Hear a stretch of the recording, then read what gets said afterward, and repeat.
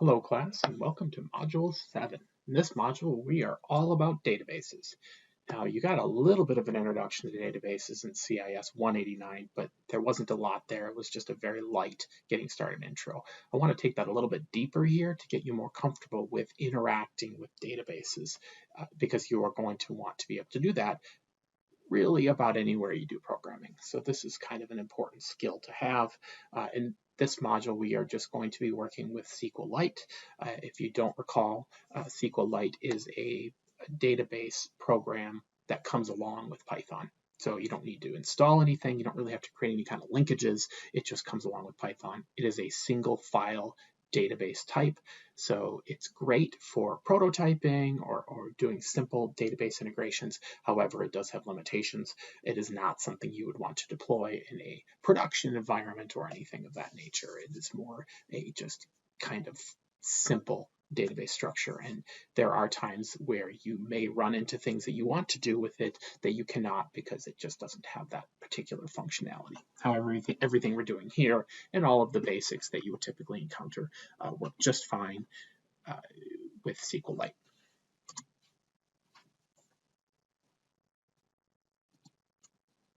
Okay, so topic 1 in Blackboard, topic 1 is just an informational topic. Have a look at the review links for database creation, database table creation. It also has a link to the program DB browser, which I'll be showing you again here in a little bit. You really should download that and install it.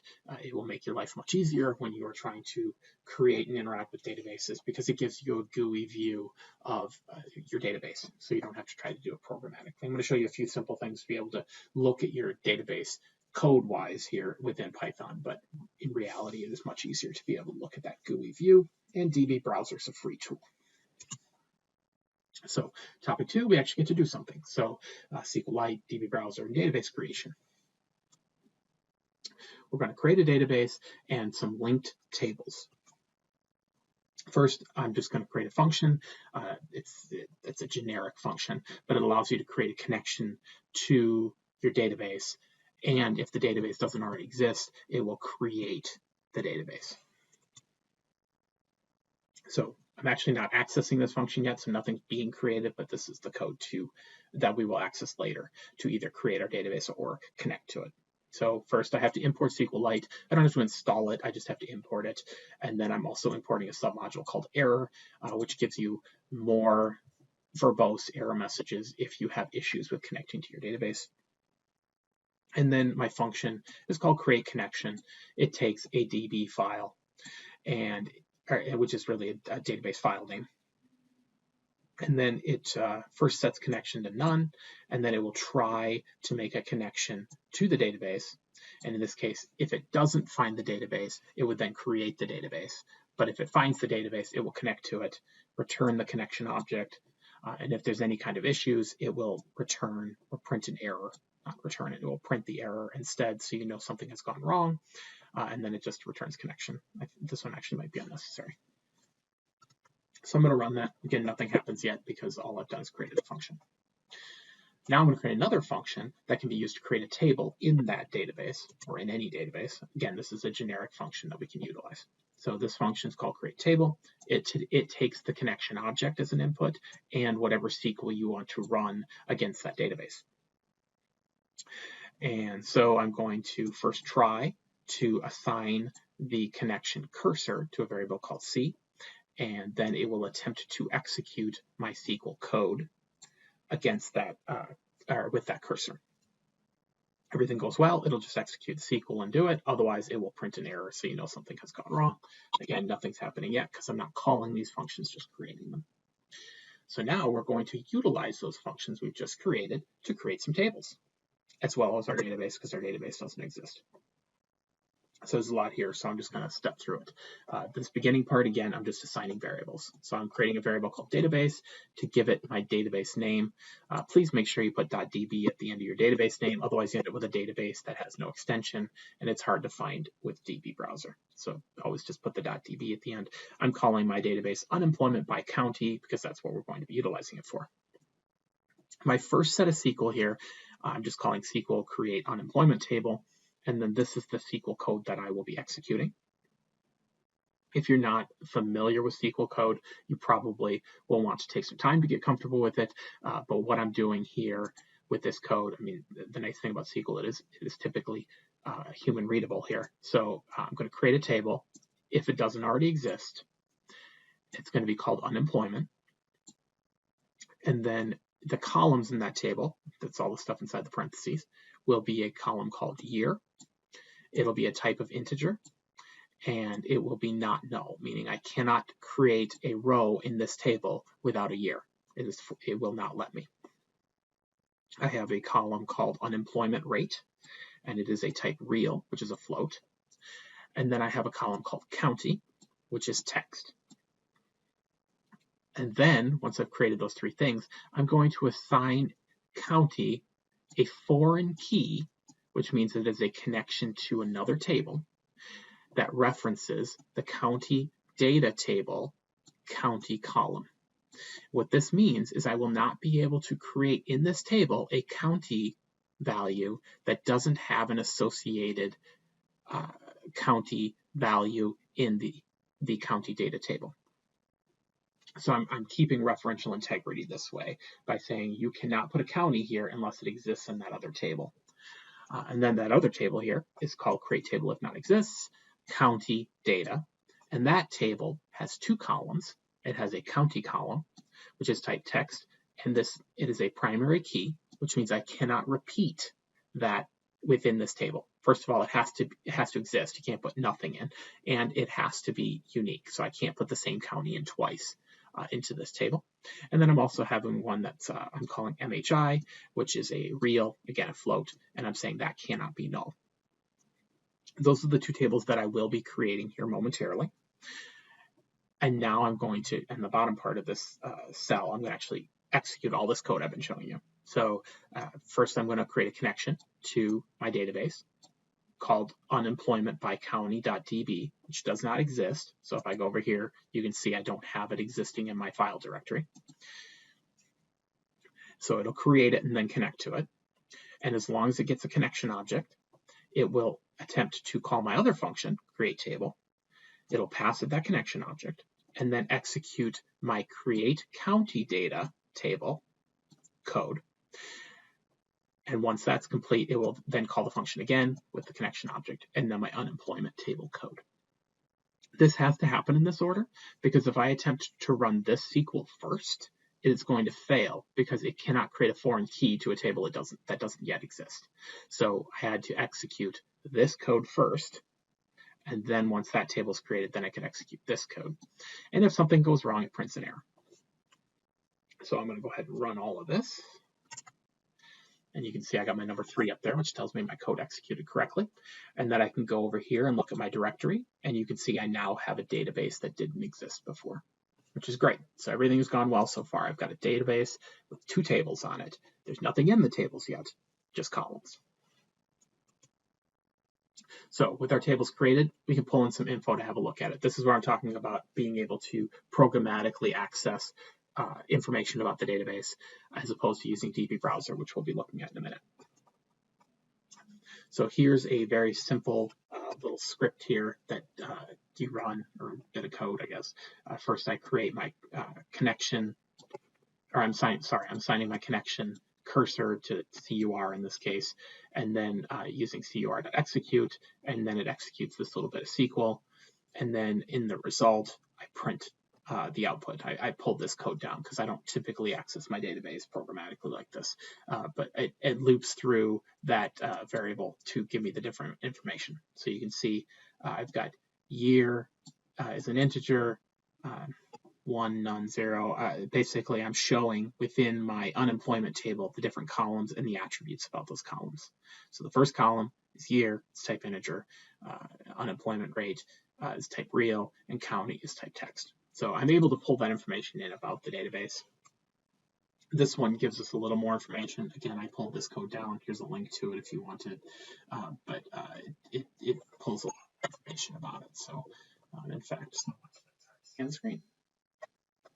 So you can see the output here of this little chunk of code is it tells me what the tables are. So I've got county data, and then unemployment, what the column names are for each of the tables. county, MHI, year, unemployment rate, county. So I'm able to do this stuff programmatically. I'm not going to step through this code. It's kind of one of those things where you can do this if you want to, but I think it's just unnecessarily complex because we have tools that make this much easier. So I would strongly suggest you utilize DB Browser to get a GUI view of the database.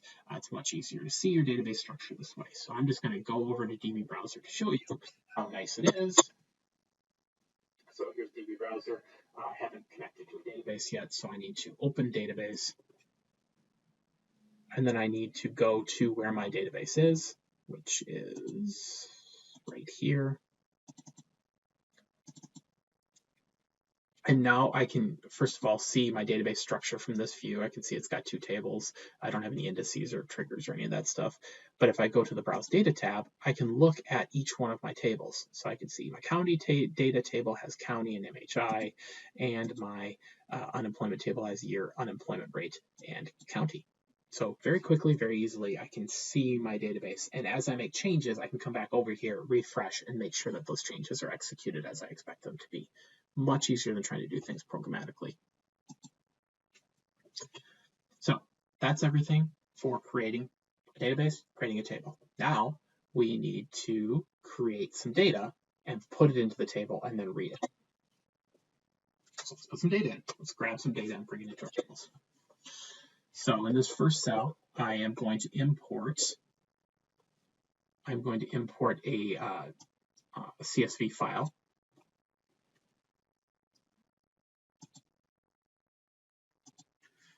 I had to move that file into the correct directory because it wasn't there. But I'm going to bring in this CSV file, and I'll show you what it looks like so you can see it before we bring it in. So it's this median house income by county. And you can see I've got county, median household income, Polk, Scott, Dallas. Pretty straightforward. There's not a lot here. So I've got Polk is 68,000, Scott is 59, and Dallas is 87. So I want to bring that little bit of data into my database. So to get started, I need to, I'm creating my variables here, unemployment by county, making sure I'm continuing to connect to the correct database. I create connection to that database. So this will open up my database connection, and then I'm assigning my cursor to a variable called cur. And then I'm going to bring in my CSV file. So with open CSV file, type read as input file. I'm going to use dict reader because this is a really good structure for bringing in data and then being able to put it into a database. So using dict reader input file, I'm going to create a variable called 2db, and I'm going to pull each one of the pieces of information in there. And what I want to do here, let me just make a quick adjustment here. I'm going to break this into 2 cells because I want to be able to print the output.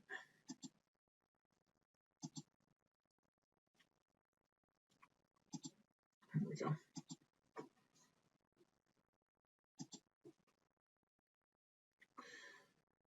So first I want you to be able to see the structure. So I'm going to print data. First of all, it's just a dict reader object, so that doesn't really tell us much. And then I'm going to assign it to a variable in this structure. And you can see the output of that is a list of tuples. So I've got each one of my pieces of data is its own tuple within the list. So Polk, the value, Scott, the value, Dallas, the value. This is a good structure for bringing it into a database. Now I'm going to bring it into the database.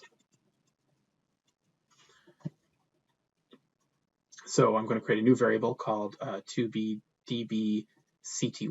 So it's my city. So it's the first item in my 2TB. I'm going to split this again. I got too much going on in one cell here. I don't like that.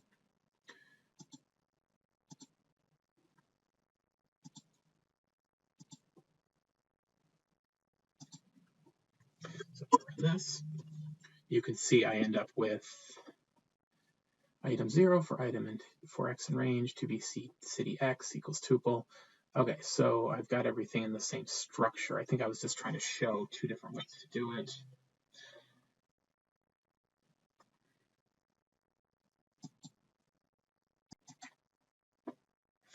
And now I'm going to go ahead and bring in my other CSV called unemployment by county. And if we go look here, that's this one here. And this is for those same 3 counties, except it's the unemployment information for years 2011 to 2019. So I'm going to bring that in. I'm going to set up the same kind of structure again. And you can see here's my 2db variable where I've combined everything. So now I've got a list of tuples, and I've got 2011 unemployment rate polk, 2012 unemployment rate polk, et cetera, et cetera. So I've got all of my data that I want in the correct structure, which in this case is a list of tuples, and I've got it ready to insert. So with that, I'm going to use a new thing called cur.execute many. And what this does is, instead of just doing execute, which executes a single chunk of SQL, this will recursively or repeatedly execute that SQL for every one of the tuples in this list. So it's allowing me to repeatedly run that code many times to get all that information into the database. Much easier than trying to do it independently or one at a time. So execute many, I'm going to say replace into county data. I do this in case I had to repeat this code. If it finds it, it just replaces it so I don't get duplicates. And then the values county and MHI, median household income. And then for those 2 columns, give it value question mark and question mark, which is the 2 items in each tuple of the 2db CTY collection. So it's going to take the first and second item in the tuple and assign it to county and then MHI. And then I need to do the same thing for my unemployment. So replace into my unemployment table year unemployment rate county, and then the values into DB data insert, which is each one of the items in these tuples. So the first time that section code runs, it will run through these 3, and then it'll do it again to run through these 3, and then do it again and again and again and again and again until it gets all of that list of tuples into the database. And then once all that is done, I do have to run a connection.commit to actually write the data into the database. And then I want to close my connection, because if I leave it hanging open, it can cause database lock issues later. And you saw I've already run this bit of code. So now if I go over to my database and refresh, I now have data in my tables. So I was able to take that CSV file, load it into Python, and then pull it from Python into my database. So I've got my unemployment table and I've got my county table. And remember that my county is a primary key, and on the unemployment, my county here has a foreign key to my county data, so they are linked.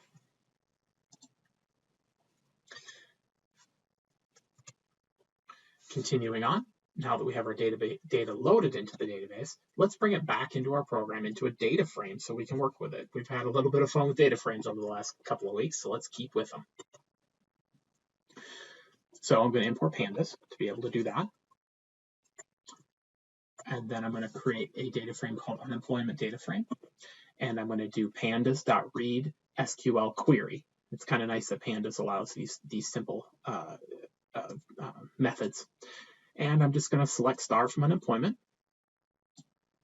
And I'm going to use my database. So I'm doing SQLite.connect to grab it from the correct database. So basically, give me everything from the unemployment table in this database and assign it to this database. And it is making the connection, and it is complete. So now I have my new unemployment data frame ready to work with. Now this is a little bit goofy, right? Because I brought the data into my program, wrote it to my database, and then brought it back into my program. So don't think that that makes sense. It's just showing you how to get data into a database and get data out of a database. So I've got my nice data frame that I can work with. By the way, if you accidentally added too much or repetitively rotate into your table, you can delete it very quickly. Of course, anytime I tell someone, here's how you delete things, I like to give the warning of be absolutely positively sure you want to do it, because there's not really an undo here. But here is how you could delete. So again, same database name, create my connection to the database, assign my cursor to cur, and then execute this little bit of SQL, delete from unemployment, which will delete all. It's essentially dropping all the data off that table. And then commit and close. I'm not going to run this because I don't want to delete everything in my table, but if you needed to do a reset, you could. Okay. So let's create a visual now that our data is in a data frame, just because we were working with visuals last week. So I can see my data for Polk. I'm going to grab everything from my unemployment data frame, where my data frame is Polk. And then I'm going to sort by year. And then I'm going to create a list of the unemployment rates. Just run this bit of code here. And I can't see it because of all the warnings. So yeah, I'm just setting up all my variables here. I'm not actually running the visual yet, but I'm ready to in this next cell. So if I run it, I'm able to visualize my data quite nice. You can see that from 2011 to 2018, there was a nice decrease in unemployment rates throughout these three counties. Very similar trend. Perhaps it took Scott County a little longer, but then there was an upturn. It looks like 2018, 2019, something like that. So interesting piece of data I was able to pull into my program and quickly plot. So continuing on, we've been able to create a database, create tables, put data into the database, pull data from the database. So we've done all that stuff. Now we need to be able to update that data in the database, as well as delete specific data in the database. I showed you how to do an overall delete, but a more specific deletion of data is necessary. So for the assignment in this topic, you're asked to create a database copy before making updates, because you need to submit the database before making your changes, because I need to have the database in the prior state and then run your code to see that it does what it's supposed to do. If you give me the final database, then that code won't work. I hope that makes sense. And while there are ways to do this in Python, and you're welcome to try, it's easier just to make your copy from a directory view on your computer. So just explore out to wherever the database is, Control-C, Control-V. Okay, just so you've got that copy prior to making the changes of updates and deletes. First, I want to read in the county median income data and convert it to monthly. So I'm going to make a database connection. Creating my database variable. Again, I always like to have that there so I know I'm connected to the right database. I'm going to create my connection to that database, create my cursor, same stuff we've been doing over and over. And then I'm going to use the connection with an alias of DB. And then I'm going to execute my select from my median household income, select median household income and county from my county data. And fetch all means give me all the rows and assign it into my variable income in years. And you can see I have now created another one of those collections where I've got a list, and each one of the items in the list is a tuple with my data in it. Cool, that's my annual. I'm going to try to turn that into monthly. You can see I get a list of tuples, which is how the data comes from SQL normally. Now to convert to months and prepare to insert it back into the database. So income and months is my empty list that I'm going to put my data into. And then I'm going to increment from 0 to 3 because I only have 3 items in that list. And for each one of these loops, I'm going to say append to income and months, which is my variable that I've created up here. And I'm going to append into it a round to 2 decimal places of income and years for that index position, because the first time you run incrementer, it takes on 0, then 1, then 2. The first item within that tuple. So I'm saying, give me the first tuple in the list, and then give me the first item in that tuple divided by 12. Okay, so that's the first part. And then for the second part, give me, again, the first item in the list, the second item in the tuple within that tuple. And then I'm going to print it, and you can see that instead of having annual, I now have monthly average income in Polk County, monthly average in Scott, and monthly average in Dallas. Now I'm ready to put that back into my database because I've got it adjusted and ready to reinsert it to the database. Again, same as always, just redoing it. And then I'm going to do my with statement again, and I'm going to do that execute many again because I'm going to step through each one of the tuples in my list and run this code. I'm going to say update my county data table and set MHI, monthly household income, or median household income, to a number where the county is a number, and it's going, or a value, and it's going to utilize that income in months that I created. So it's going to say set median household income to my result value for, let's say the first one is Polk, and then it executes that code, and then does the second one, and does the third. So if I'll do a before and after here. I'll go over to DB browser, and you can see monthly or median household income is these numbers. I'm going to run this bit of code. And now if I hit F5 to refresh, you can see that it has updated each one of those items in my table with monthly instead of annual. So I've been able to take data in from my database, update it, and put it back into the database with what I wanted. Okay, and now I've realized that I need to change my year by 1 because I was off by 1 year. I need to decrement by 1 year. I totally made this up. This is not really an issue with this data, but I wanted to try to do something more complex, and this is a little bit complex. First, I'm going to bring the current year column in from the database. So again, my connection stuff, and then I'm going to access my database, and I'm going to create a variable called old year, where I'm going to select year and county from unemployment, fetch all, and then I'm going to print it. So you can see I've got 2011 through 2019 for each of my counties. Okay, so that's the data I'm going to mess around with. I brought it in from the database. And now I'm going to make a list of tuples that have the new date and the old date next to it. And this is important to ensure that I've got my date shifting correct. So I'm creating a variable called new year, old year, and it's an empty list. And then I'm going to increment through all 27 items in that list of tuples. And for each one, I'm going to do new year, old year dot append.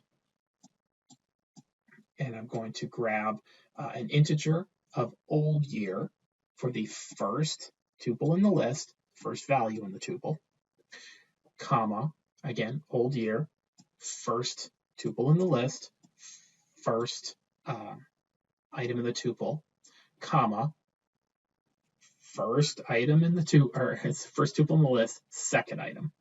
And so you can see what I end up with is this information. I've got old year, I'm sorry, I did integer, I said that wrong, old year minus 1, comma, old year. So I end up with the new old county, new old county, new old county, et cetera, et cetera. Just confirming that everything is working how I expect it to. So I've got my new year, my old year set up correctly. Now I need new year and old year by county, or old year comma county, so I can overwrite the correct data in my database, being able to make sure that I have the correct combinations. So a combination of new or old year and county puts me in the right row in my table to then overwrite it with what I want my new value to be. So connection information, my execute many. So you can see I'm going to update my unemployment table. I'm going to set year where so set year to the new year, where the year is old year and the county is Polk or whatever county. And then I'm going to use my value. So these two items here are the keys that I need to the compound key I need to make sure that I've got the correct row within my table. And then once I know I have the correct row in my table, I set the year to the new year. And I'll just go ahead and show the before and after because I like to do that. Unemployment. Here's my old before I run this code. And now I run it. And then if you watch closely, I'm going to refresh, and you can see it's now 2010 through 2018 instead of 2011 through 2019. Great. I was able to make that update. Okay, with my data updated, here's my new fake scenario. I now really realize that I didn't really want the Dallas County data. I need to delete any rows in the unemployment table where county is Dallas. I also need to delete the corresponding row in the county data table. I just want to remove Dallas entirely if the data is not something I want anymore. So connection stuff, same as always. And I'm going to first execute the delete from unemployment where county equals Dallas. And then I'm going to execute delete from county data where county equals Dallas again. I have to do this in this order because if I attempted to delete this from the county data first, it's going to break that foreign key constraint that I've created between the two tables. So first I have to get rid of everything that relies on Dallas as a foreign key, and then I will be able to delete Dallas. So one more time, you can see I've got my unemployment table, it's still got Dallas, and my county data table also has Dallas. If I run this code and refresh, Dallas has disappeared here and here. So now I've managed to remove it from my database. So we've hit the four major things you can do with a database: select, insert, update, and delete through all these slides. Hopefully it gives you a little bit of a better understanding of how you can interact with your database, as well as utilizing some of that data manipulation stuff that we've been working on the last couple of weeks with data frames and collections. Yeah, so if you have any questions as you work on this stuff, just let me know.